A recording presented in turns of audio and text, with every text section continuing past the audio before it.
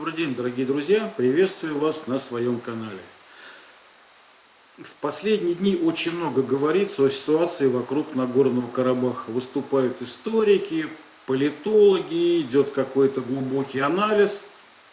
И кто бы какие прогнозы не строил, самое главное, что люди прекратили убивать друг друга.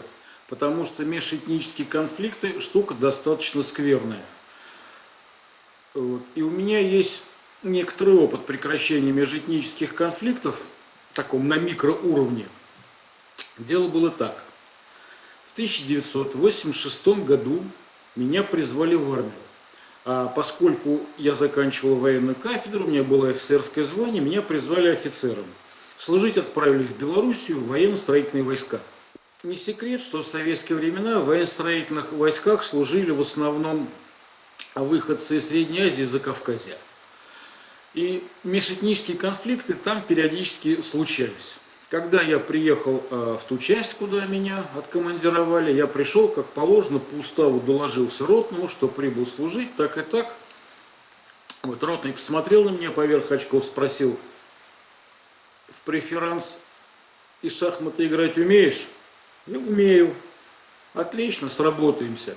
Дальше ротный мне сказал, что замполит обязательно нужен, потому что за рота без замполита, а рота без замполита, как деревня без дурачка. Говорит, а пока ты ко мне, лейтенант, не пришел, вместо тебя замполитом работало вот это. И показал вот такого вот размера кусок толстого кабеля, где-то вот такого вот диаметра. Я не очень понял, к чему это. И ладно, думаю. И сидим мы как-то вечером, играем с ним в шахматы, влетает дежурный по роте вот с такими вот глазами. Товарищи офицеры, армяне с азербайджанцами драку устроили. Мы выходим в помещение роты, дается команда, упор лежа принять. Личный состав принимает горизонтальное положение, готовясь отжиматься. И стоять остаются только те, кто дерется.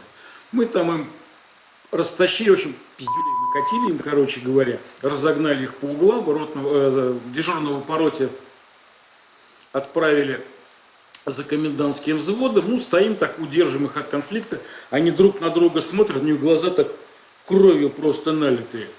Значит, приезжает комендантский взвод, для закрепления пройденного материала еще раз участникам драки, еще раз вкладывает и увозит их на гауптвахту. Вернулись мы с ротным назад в канцелярию, продолжаем нашу в партию шахмат, и он мне рассказывает. А надо сказать, что он до этого служил в Афганистане. И вот он мне говорит: знаешь, замполит, вот когда мы служили в Афганистане, вот такой херни у нас, вообще говоря, не было. Или крайне редко что-то подобное случалось, потому что был общий враг, душманы. И говорит, здесь вот ты увидишь, что вот эти вот два парня, это армянин и азербайджанец, они лучшими друзьями станут, потому что они явные лидеры в своих землячествах. И у них будет общее дело, общая работа, они будут вместе служить с одного призыва, и все, вот поверь мне, там все будет нормально. Но за ними нужно следить, потому что оставишь джигитов без присмотра, глотки друг другу просто нахер перережут. И действительно, через какое-то время эти парни стали лучшими друзьями. Армянин, как водится, стал коптерщиком, азербайджанец командиром взвода в строительных войсках, это была сержантская должность. И жили они душа в душу. Армянин помогал азербайджанцу делать красивую парадную форму для дембеля с аксельбантами, там со всякой этой фигней, как они любят. Азербайджанец приводил армянину в помощь свой взвод, чтобы они ему там полки всякие разные в комтерках колотили. С ротным мы даже их раз поймали за распитием спиртных напитков. Армянину пришла посылка срочная, естественно, с коньяком. Понятное дело, мы у них коньяк отобрали и выкинули его. А на второй год меня перевели служить в штаб-дивизию, уже ближе к моей гражданской специальности. И я где-то уже перед своим увольнением спрашивал офицеров, с которыми вместе служили, говорю, как там Ашот и Равшан звали этих ребят, как там Ашот с Равшаном? Да, говорит, все нормально, вот вчера, говорит, их отправляли, азербайджанцев пораньше немножко на дембель, на неделю. Так они, говорит, с этим армяном обнимались там как братья просто родные, расстаться никак не могли. И было это в 1988 году.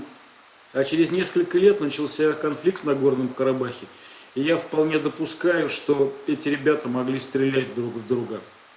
Ну, хотя их деда проливали кровь в одном окопе в Великую Отечественную войну. А теперь, наверное, пройдет не одно десятилетие, когда эти народы смогут восстановить доверие друг к другу.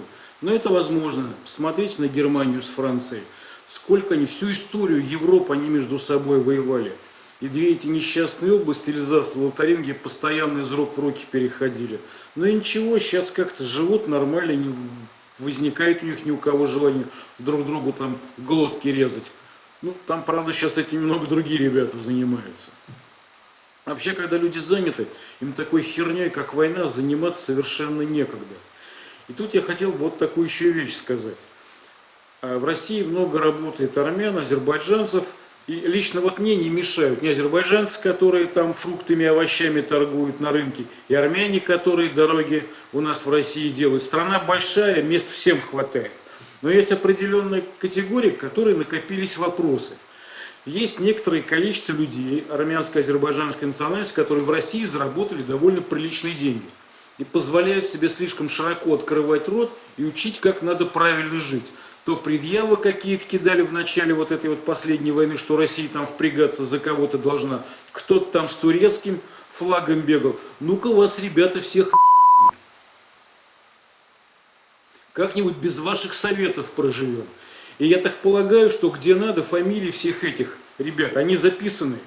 И, наверное, пришло время взять их железной рукой за яйца и интеллигентно поинтересоваться, а не хотите ли вы проинвестировать в Карабах? У людей нет ни жилья, ни работы, ничего.